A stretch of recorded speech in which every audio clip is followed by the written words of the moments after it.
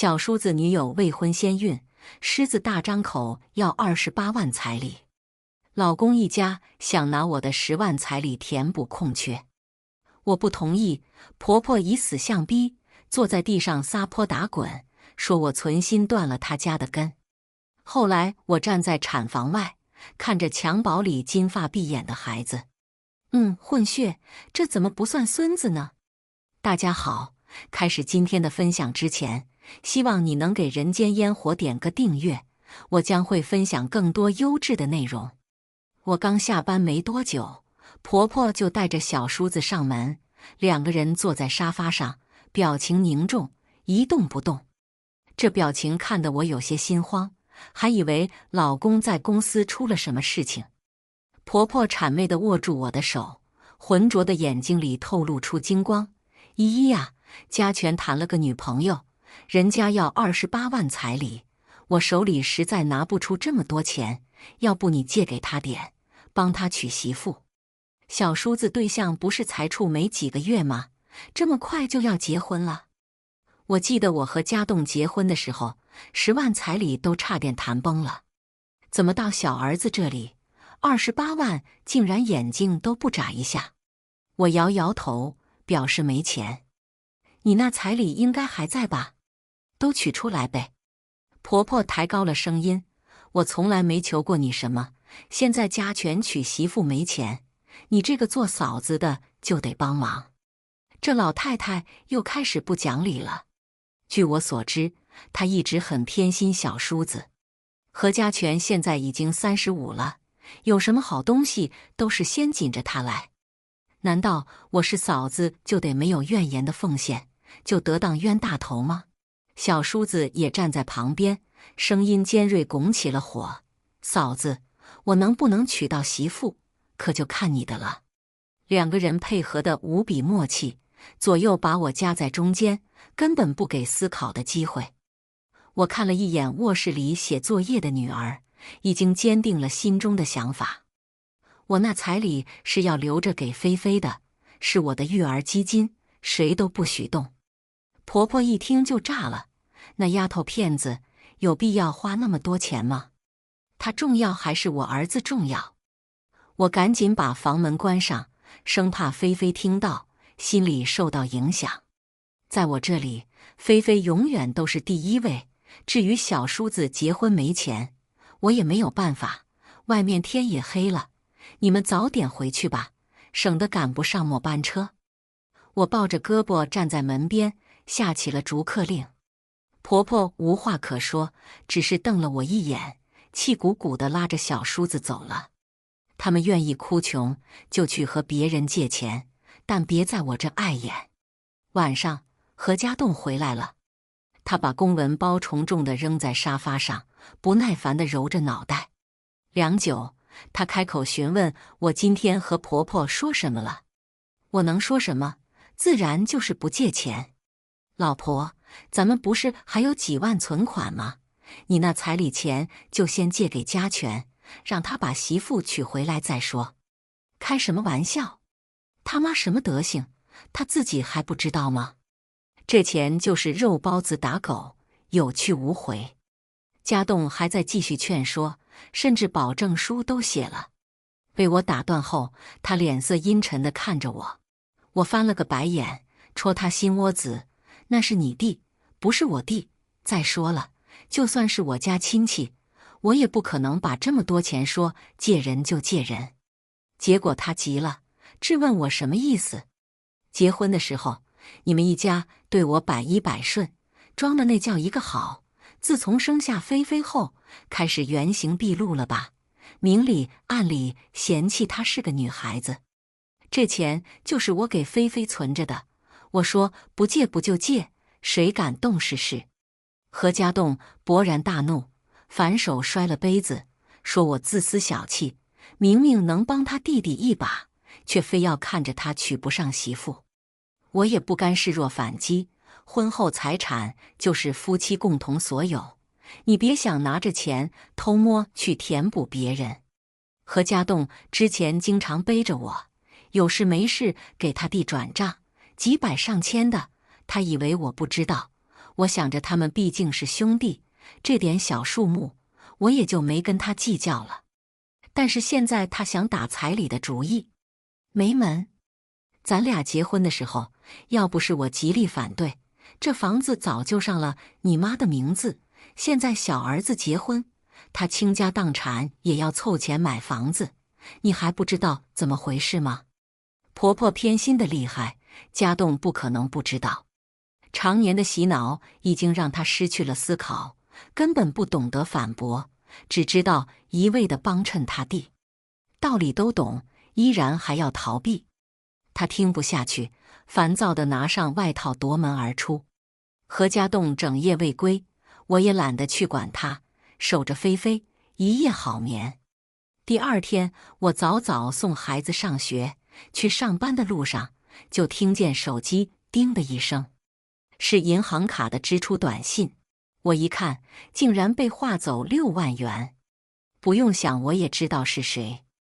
我握着手机，手指不住地颤抖，恨不得马上立刻把何家栋撕碎。我打电话给他，拒接，再打，直接关机了。我转头请假就去了婆婆家。刚打开门，就看见何家栋那张阴沉的脸，以及何家全得意洋洋的面容。婆婆上下打量着我，冷哼一声：“哟，冷血抠搜的大忙人来了。”我径直绕过他，看向沙发上的何家栋，厉声问他怎么回事。借给家全了，人家女方都说了，彩礼能带回来，这钱就算是他借的，以后肯定能还回来。借？我啐了口唾沫，用手指着何家栋，他之前向我们借过几次钱，哪次还了？何家栋怎么就这样一个死脑筋？嫂子，你要这么说就不好听了。何家全撇撇嘴，看向他哥，我哥没结婚之前，那钱都有我的一半，现在你出现了，就总管着我哥，他一点经济自由都没有。婆婆也跟着帮腔，说他成了妻管严，和我脱不了关系。我气得差点要拍桌子，你愿意当冤种，这是你的事情，那6万块钱里面有我的钱，赶紧还我，要不然这事没完。何家栋不服，和我对视，那副样子就像我才是拿他钱的人。婆婆和小叔子一直在拱火，说他无能，连男人的尊严都没有了。何家栋一听也来了劲，生怕彰显不出自己的男人气概。蒋依依，这是我亲弟，别说6万，就算60万，我做哥哥的也该拿。我看着他脖子上抱起的青筋，目光呆滞地愣在了原地，内心不由得一阵冰凉，最后忍不住发笑。何家全年薪10几万，工资可比他哥这个小职员高多了。但是他和婆婆俩人死死盯着他哥的钱包，这傻子还觉得挺伟大呢。看我笑得直不起腰，何家栋眼神闪过不解。这个烂摊子我再也不管了，离婚吧。说完我就要走。何家栋僵在原地，婆婆倒是不甘示弱，叉着个腰，阴阳怪气地叫喊：离就离，我儿子配得上更好的。我收拾好行李，去学校接了菲菲，回到了娘家。我妈看到我回来，先是一愣，又看到我身后的行李，瞬间明白怎么回事，然后扯着问我发生了什么。姨，其实你婆婆他们也没毛病，你没有生下男孩，她肯定着急娶媳妇，日后延续香火，好传宗接代呀。听完这话，我就不乐意了。怎么，他家有皇位要继承吗？没有孙子活不下去。我妈又开解道：人家借了6万，娶了媳妇，生了孩子，皆大欢喜。要是因为你没娶成，他家人的多恨你啊！这句话就像闷拳打在我心上。我不理解，我妈思想怎么如此封建？现在他家人都骑在我头上了，还勾据都帮着别人说话。他见状，连忙握住我的手，好生规劝，说离过婚的女人不好找，还拖个孩子就更难了。我不同意，妈，我有工作，能养活自己和菲菲。可我妈不这么想，她一辈子住农村，思想早就根深蒂固了。我甚至没法确定，她是真的为我好，还是怕旁人的指指点点。最后我俩也闹得不欢而散。晚饭时候，菲菲突然在餐桌上问我，是不是要和爸爸离婚？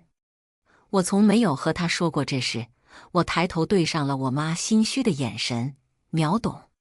妈妈和爸爸有些不开心的事情，以后可能会分开，但是会一直爱菲菲。话还没说完，菲菲就哇地一声哭了。我妈赶忙安慰她，还瞪了我一眼，这顿饭吃也不是，不吃也不是，简直难以下咽。晚上我躺在床上思来想去睡不着，余光瞟到阳台还亮着灯，我妈在那里像是在跟谁讲电话。最后困意来袭，沉沉睡去。第二天，何家栋就提着一堆礼品来到我妈家，冲我着笑。我妈热情地招呼着他，又去厨房准备好菜，只剩下我俩在客厅。老婆，这钱我要回来了，你看。他从兜里拿出一沓现金，看样子是其中的3万块钱。别生气了，跟我回去吧。菲菲坐在我们中间，抱着他胳膊摇晃，说想爸爸了。可我当时不知道，这一切都是我妈交给他的，钱也是我妈贴的，就是不想让我们离婚罢了。他们都觉得自己做了件好事。最终我还是跟何家栋回去了。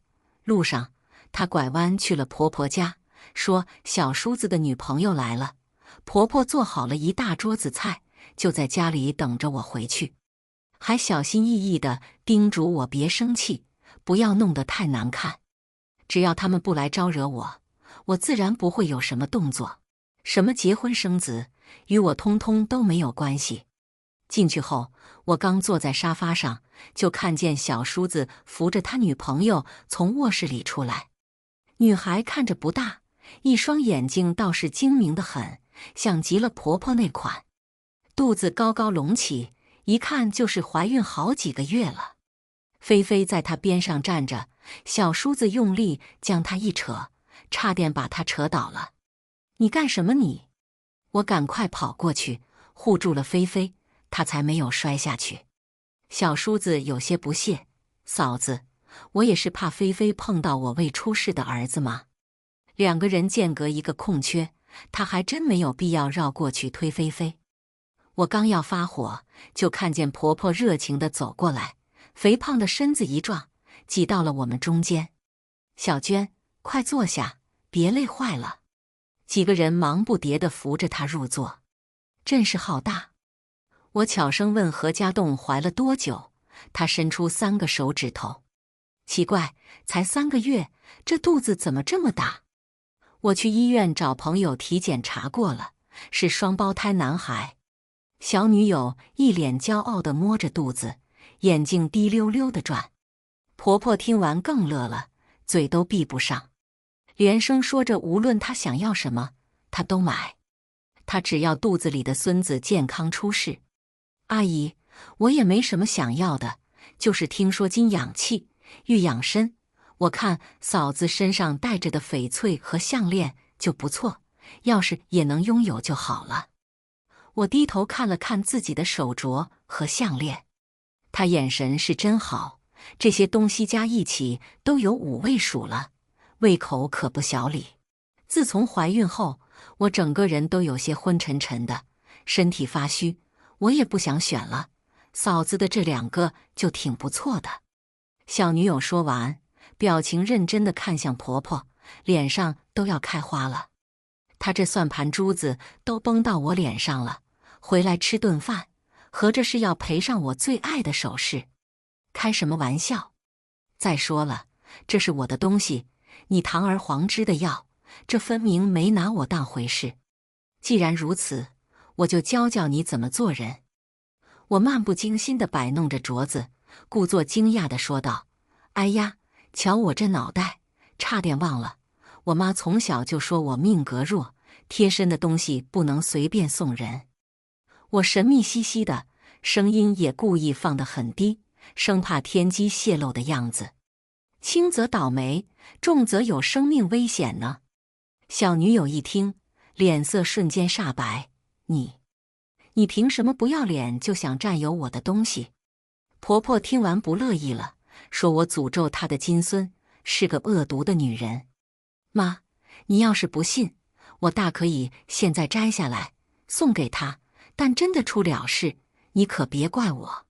说完我就要摘，却被何家栋厉声阻止。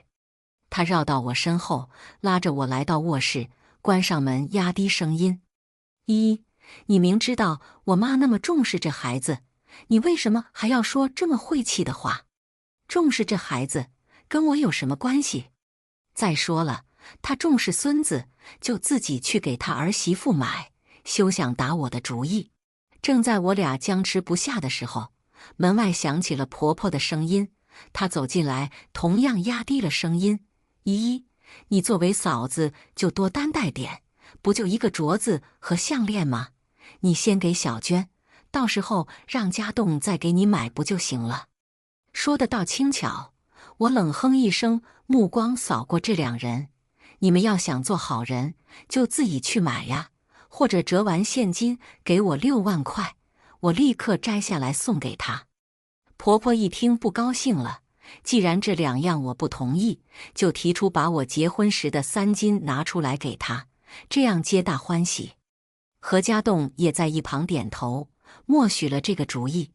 皆大欢喜，是你们皆大欢喜，可不是我。合着我里里外外都必须送点东西呗。我故意打开门，嗓音不大不小，确保小女友能听见。你们居然为了省钱，拿着旧金饰送人，那可是何家的大孙子啊，怎么也得重视。婆婆气得身子直晃，手指着我，半天憋不出一个字来。我知道你从来不舍得给儿媳妇花钱，可她现在怀着你的大孙子，你怎么还这么抠啊？我生气地甩开俩人，走到小女友旁边，装作心疼她的样子，握住她的手。我在这个家这么多年，就像个保姆一样，天天负责他们的吃喝拉撒，一天365天，除了上班还要包揽所有家务，全年无休。我声泪俱下，诉说着自己的苦楚。这家我是待不下去了，以后这个重任交给你吧，今后他们母子3人的衣食住行就都由你来照顾了。小女孩顿时坐不住了，呆呆地望着我，眼里透着清澈的算计。这奇葩母子，谁爱伺候谁伺候，老娘不干了。我拉起菲菲，远离他们一家人，打车回了自己家。没多久，何家栋回来了，只不过他是回来骂我的。你别蹬鼻子上脸，要不是你妈给我打电话，让我说点软话接你回来，我才不会去接你。再说了，我妈想要孙子有什么错？还不是你生不出来吗？这话听得我暴跳如雷，她没有孙子，都是我的错呗。你妈喜欢孙子，关我什么事？生孩子是我一个人的事吗？现在什么年代了，还孙子孙子挂在嘴边，难不成你家有皇位要继承吗？菲菲也是他的孙女，我怎么没见他给菲菲买过什么东西？现在给人家要金子倒是挺来劲。一听我这么说，他更像跳脚的猴子，脸涨得通红。我不管他的情绪，趁着这次机会，把这几年心里的怨恨全都发泄了出来。之前我坐月子，婆婆就拒绝照顾我，就因为我生的是女孩子，我说找月嫂照顾，她又说浪费钱。我让她来照顾，她又说自己要打麻将没时间。后来我是一个人坐着月子把菲菲拉扯大了，她又天天磨叽我生2胎，说儿女双全才是好。我没有精力，也没那么多闲钱，自然不会同意。没错，我们一家都喜欢男孩子，我也喜欢男孩子，你不如个老母猪，连个带把的都生不出来。够了！我震惊地望着眼前的男人，一巴掌扇在他脸上，怒不可遏地瞪着他。他被我扇得正在原地，傻呆呆地捂着脸。卧室门被缓缓打开，菲菲抱着娃娃，满脸泪痕地站在门边，哭着看向我们：“爸爸，你是不是不喜欢我？”他全听到了。何家栋刚想过去劝，菲菲后退一步，避开了他。我连忙跑过去，把他搂在怀里，轻声安慰着。我从来不知道，他竟然也跟他妈一样的思想，都这个年代了，居然还这么重男轻女。既然他那么喜欢男孩子，就找别人生去吧。我越想越生气，带着菲菲和行李箱，再次站在门口。何家栋还在身后一动不动地站着，保持着刚才的姿势。有个重男轻女还分不清里外的男人，往后的日子也不会好过。离婚吧，周一早上9点，民政局见。这次我是彻底失望了。我没有回我妈家，而是找了个宾馆先住了下来。这2天电话都要被打爆了。我妈打的最多，询问我在哪，也有何家栋质问我的信息。最后一条，她道歉说自己错了，不该口不择言。晚了，我给我妈回了条短信，告诉她我很安全，便关了手机。第2天早上，我故意晚了半小时到。何家栋站在民政局门口，明显是很不耐烦，开口就问我是不是后悔了，否则怎么会来晚了。为了今天，我特意穿了一条鲜艳的裙子，化了精致的妆容，还专门去做了新的发型。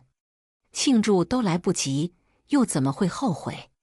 财产一人一半，我要房子，他要钱，车是我全款买下的，自然归为我名下。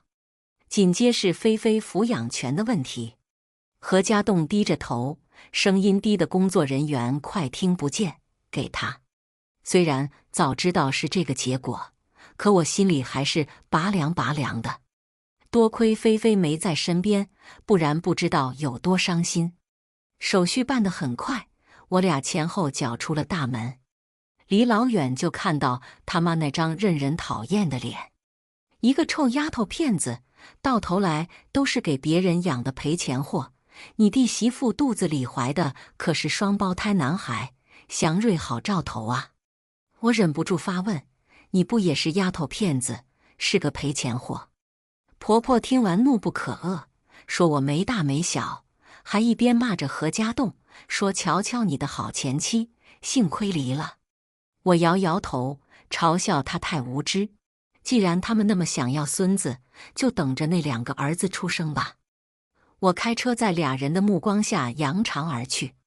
离婚后第2天，何家栋把自己的东西清空，说可以带菲菲住进去了。平时让他做点什么，总是磨磨唧唧，现在倒是挺积极。这天我还在上班，前台说有人来找我的。我出去一看，不是别人，居然是何家全的女朋友牛小娟。她来找我做什么？我找了一家咖啡厅，看着女孩有些愤怒地搅动着果茶，有些汁液都飞溅到了桌子上。她踌躇了很久，才开口说着这阵子的遭遇。为了能更好地照顾孙子，婆婆让她搬过去住。才住了半个月，婆婆就原形毕露了。在卧室里拉着小叔子商量，内容全被她听了个正着。反正小娟现在怀孕了，有了孩子就跑不了，婚礼不用办，3金不用给，结婚的钱也不用凑了。说完，她满脸愤恨，手的力度仿佛要把玻璃杯戳穿。凭什么？她凭什么？这老太太的算盘打得可真响，以为人家怀孕了就能轻松拿捏她。现在连3金和彩礼都不打算给了。不过我还是不明白，她为什么要来找我？姐，我这次是特意来向你道歉的。为了和他结婚，我和父母都决裂了，在这个城市也没什么亲人，手里身无分文。我记得你要了28万的彩礼。我似笑非笑地看了他一眼。他们嘴上说给我彩礼，实际上就是自己存上了。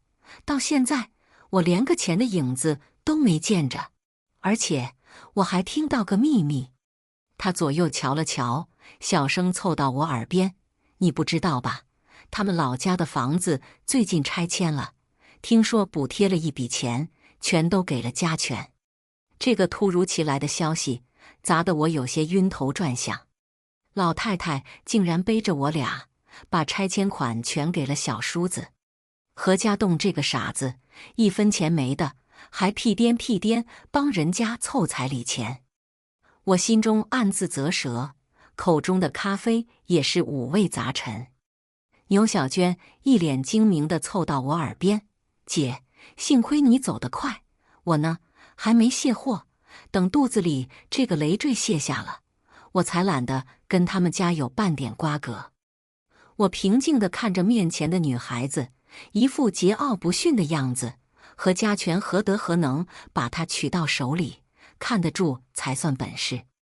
牛小娟这次来找我，原来是想跟我借300块钱渡过难关。何家权抠门是出了名的，可怜这个小太妹身无分文，我当即给她转了500块，并告诉她不用还了，反正以后我与她不会再有什么交集。很快到了秋末，菲菲身体弱，一吹点风就容易伤风感冒。这天我带着菲菲来到医院抓药，刚经过走廊，听到一间病房里传来一片嘈杂声，仔细一听还挺熟悉，像是钱婆婆的大嗓门。要去儿科诊室必须经过这条走廊，我也不想再看到这家人，无奈还是被撞个正着。依依，你怎么在这？我把头埋得极低，还是被何家栋认了出来。是你还是菲菲不是吗？他关切地上前询问。我一声，还没来得及回话，钱婆婆像是带到可以倾诉的对象般，把我拉扯了进去。依依，你看看，这怎么可能是我孙子吗？这家医院把我的大孙子报错了。我顺着他指的婴儿车一瞧，哟，一个金发碧眼、粉嫩的小男孩子睡得正香。牛小娟半躺着，一脸玩味地看着我。我瞪了他一眼，调皮。他竟扑哧一声笑了。你还笑？说好的双胞胎，我的大孙子怎么长这样了？我拉过一个护士问怎么回事，他知道我是前儿媳后，滔滔不绝地讲起了事情经过。那就是牛小娟跟何家权在一起之前，肚子里早有了外国人的小孩，只是顺手找了个接盘侠而已。现在生出来了，何家又不认了。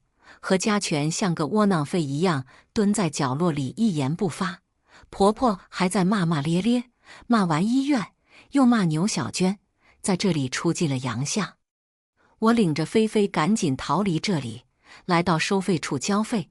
何家栋跟了出来，他为他弟交费，看到我们，他显得急促又不安，上前想抱菲菲，可是菲菲却躲开他，站到了我的身后。才几个月没见，何家栋满脸胡渣，面容憔悴，别说是菲菲，鬼看了都嫌弃。依依，你们过得还好吗？他欲言又止，悲伤地看着我。我们能不能复婚？他终于小心翼翼地问。我抬头看向这个一脸疲态的男人，心中没有半点涟漪。正摇头想拒绝，背后一个大力把菲菲拉了过去。菲菲，我的大孙女，快到奶奶这里来。不知何时，钱婆婆站到了我的后面，她抓住菲菲，使劲往她身边拉。菲菲吓得不明所以，快要哭出声。你干什么？放开她！我上前一拽，把菲菲拉回到自己身边。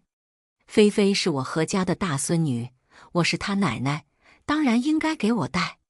老太太厚颜无耻的毛病又犯了，我怒视她3秒，上前挡在菲菲面前。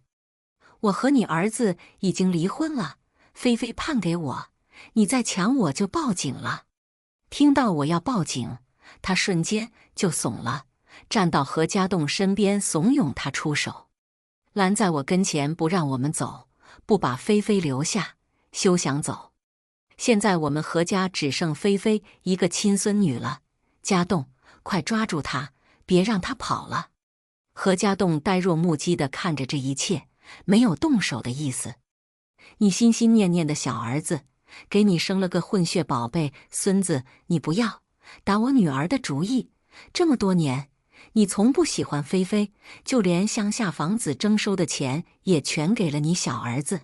你拿着那笔钱去帮你小儿子养混血孙子就好了。我嗤之以鼻地说出这一切，何家栋愣在原地，惊讶地看着他妈。果然，他也不知道征收款的事，当了这么久的孝子，把自己的家都做没了，才发现自己才是那个大傻。呵，你说什么？我们家的事情要你管？今天你不把我的孙女留下，你哪里都不许去。菲菲她姓何，不姓蒋。说完，老太婆又要冲过来抢菲菲，吓得菲菲哇哇大哭，躲在我身后，紧紧揪着我的衣服。够了，你还嫌不够丢人吗？何家栋一声怒斥，只见他睁着猩红的双眼，死死盯着他妈。以前我以为你只是因为家权身体弱，所以事事照顾他。我是哥，我认了。长大了，成了家，你一口一个长兄如父，我要负担起弟弟的一切。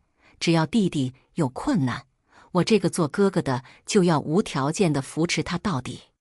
何家栋哽咽着，可是我没想到你偏心至此。我为了你和弟弟赔掉自己的人生，可是你呢？老太婆被何家栋说的一愣一愣的，手心手背都是肉，不知她此时此刻有没有悔意。她掩面哭泣，我心如止水，夫妻一场，能在这个关键时刻点醒她，已是我的大善，好自为之。接连几天，何家栋跑到楼下死缠烂打，请求复婚，我不为所动，每天带着菲菲正常送她上学。我上下班，把她当透明人。1个月后，她不再来了，换成他妈来。老太婆居然趁我还没下班去接菲菲，私自把菲菲接走了。她编了个谎骗菲菲说我在她家里等她，我气得立马打电话给何家栋，快把菲菲送回来，不然我告你们绑架。何家栋摸不着头脑，意思也不知道他妈带走了菲菲。我不管，你赶紧把菲菲找到，不然我就报警了。就在我焦急万分之际，牛小娟找到我，她可算是给了我一个确切的消息：死老太婆把你女儿带到乡下老家藏起来了，她还偷拿了你前夫的户口本，说要到村委给菲菲迁户口。我话还没听完，急得马上驱车前往何家栋的老家。刚到他家老房子门口，何家栋也赶来了，他一脸愧疚地看着我：你放心，我不会让我妈伤害菲菲的。他要把菲菲户口迁到农村来，他疯了吧？我们一路小跑，赶到村委处，大厅里挤满了看热闹的人。婆婆拽着菲菲，菲菲哭得满脸泪痕，村民们她一言你一语的在议论着。菲菲！我大喊。听到呼声，菲菲想要挣脱老太婆的束缚，大家也都劝她放手。家栋他妈，你又是何苦呢？孙女在城里待得好好的，你非要这样折腾她，你看孩子哭的。就是喽，你儿媳妇都跟你儿子离婚了，孩子判给他妈，你这么强行把他带到这里来迁户口，人家工作人员不会受理啊！我冲过去拉住菲菲，老太婆不依不饶，跟我一人一只手死死拽着菲菲的胳膊。菲菲可能是吓的，也有可能是胳膊被扯得疼，大哭着要妈妈。我气急了，又哭又打，胡乱地拍打着眼前这个不讲理的老太婆，离婚了也不放过我们娘俩。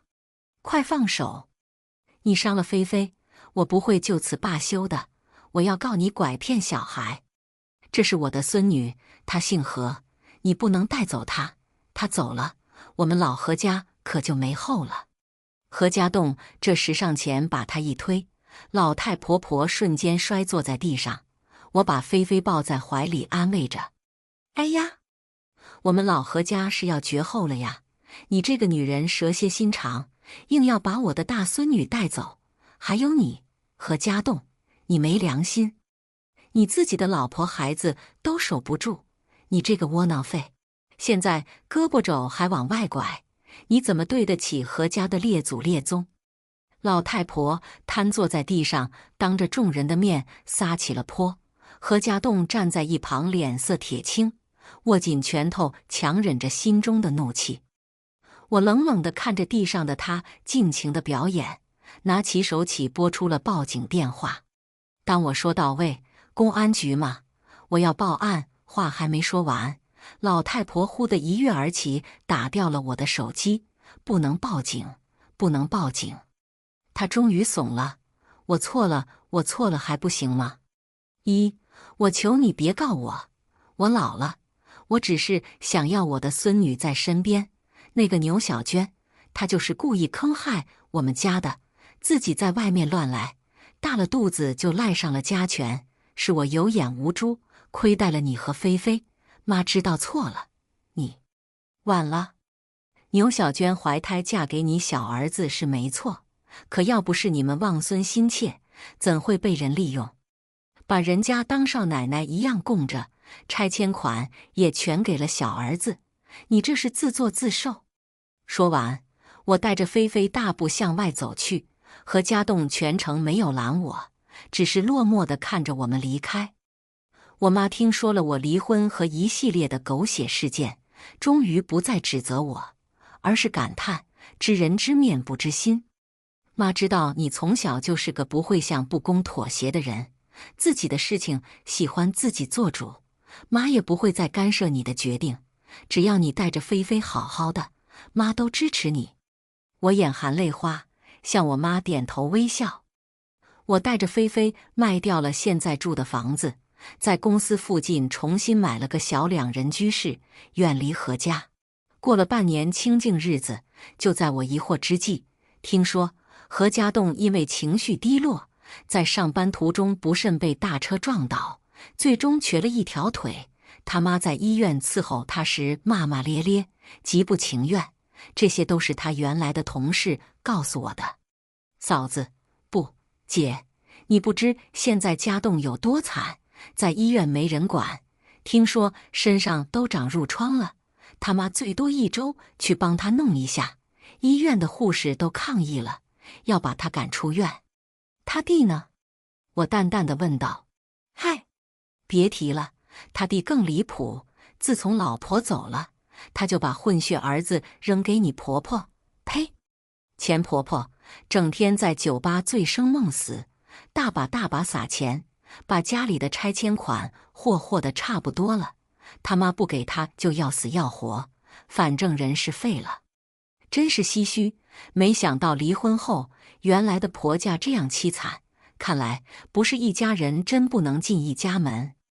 如今他们自家忙得一团糟，怕是没什么闲工夫找我们的麻烦了。